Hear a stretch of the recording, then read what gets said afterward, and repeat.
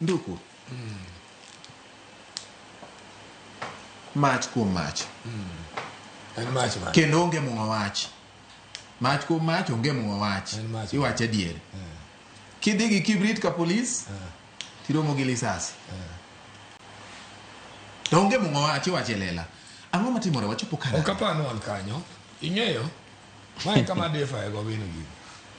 Nikech gitamo ing'eyo adiera mantie to gine polis. Okwadwa pondi ng'anyo, no ng'anyo nokelo mafundi. Nyaka be nitie kama gini osowoki. Iwinja. Nikech ka jogi omonjo ka polis, that is just incident. To what of them lose properties? To what of them lose ngimagi? Ing'eni nitie jonjore mosod beti Kenya ka ma polis osoweyo. Either process mar tweyogi osotamo police ka gi present cases emomiyo jogi ochopo to this level.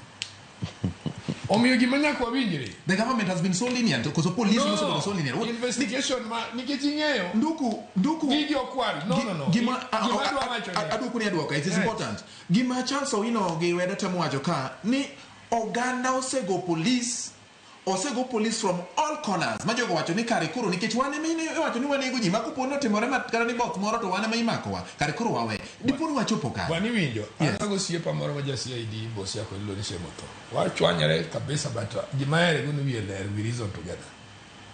Gimado anawachi. And examples are there. Yes. No law cloth kai kapo da tin.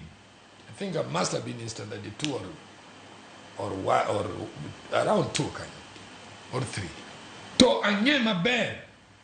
Ne bang Kenya kano bedo shaken. Mane Kenya duogo. Gima no kwongo lando ni kai gi mora yot ma onge receipt. Lete. Jineti mo nyaka sofa set guti no kakitinda. Ke sirkal nitiyo. These examples are there. Bana ni katiba machon. Onge